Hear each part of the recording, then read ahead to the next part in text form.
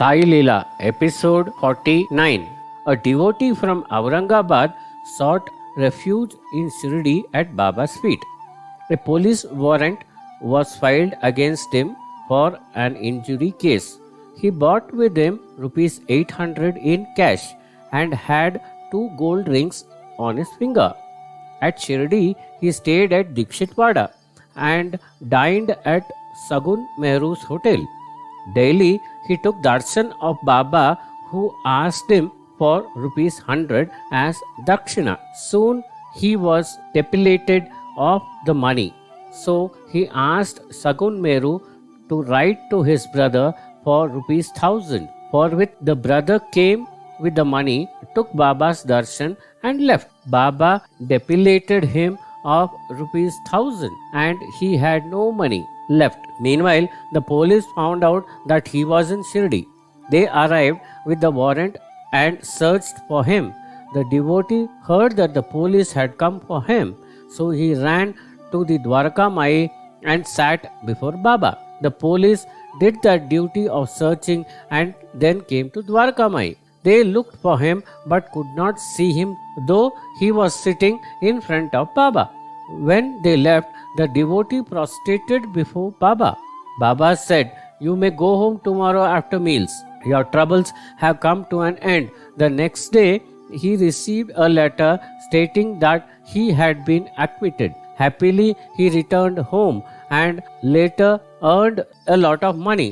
Thus, the Dakshina provided protection, relief of mental anguish, and later a good income.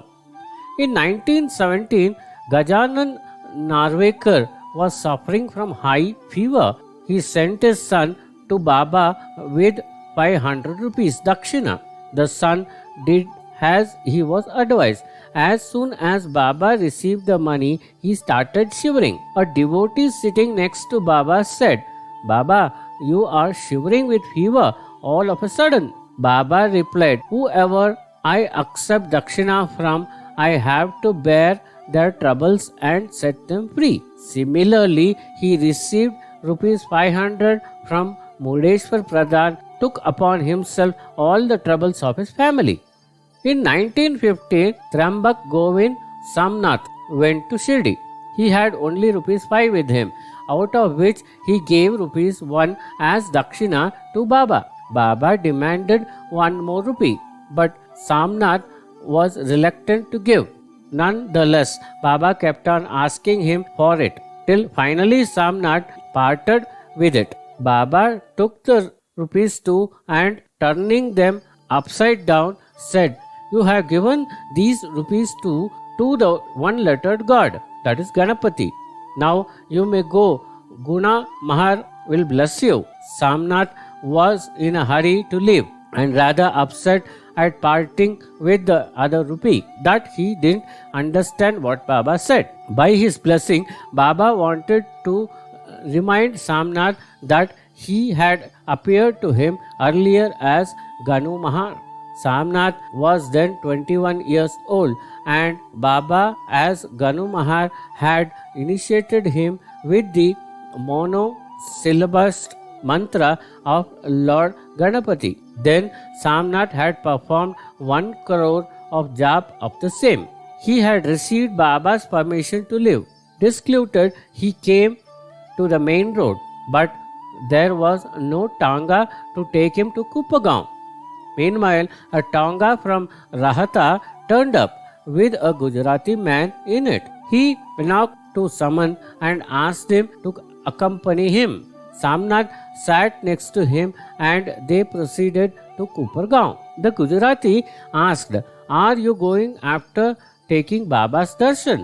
If you give 1 rupee, he demands another rupee." Samnath was astonished to hear. How could he know all this, he wondered. On reaching Kupargaon, the Gujarati paid both their fares. Further, he bought 2 tickets to Dadar, Bombay. They had a comfortable journey and alighted at Dadar. The Gujarati gave Samnath a hearty meal. Samnath was puzzled at the kindness. He asked the Gujarati's name and address. Ganu Marwadi plot number 1 behind Masjid Bandar, he said, and left. The next day, Samnath went to meet his benefactor and return the money. He searched in vain as no Ganu Marwadi lived there. The whole area was inhabited by Muslims. Samnath then thought about Baba's words seriously. He recollected how he had lost his way in the forest near Trambakeshwar earlier. At that time, some robbers had taken him captive to a cave and threatened him to kill. He had fervently prayed to Ganapati for protection when a loud voice called out Jai Malhari. This frightened the robbers and they set him free. Another occasion, he missed his way in the same forest again. He had prayed to Ganapati. Suddenly, a man affected with black leprosy stood before him and said, "My name is Ganu Mahar. You have missed your way. I will show the way, but you must not turn back and see." Agreed. Samnath had agreed, and they proceeded. Ganu Mahar was behind him, directing him and conversing with him. When they reached the main road, Ganu Mahar was silent. Samnath turned around and there was no one. Thinking over it calmly, he realized that he who had freed him from the clutches of robber, Ganu Mahar, who had showed him the way in the forest, and Ganu Marwadi, the kind Gujarati gentleman, were forms assumed by Baba. Thereafter, Samnath began to worship Baba in form of Ganapati. Here we come to end of Sai Leela episode 49.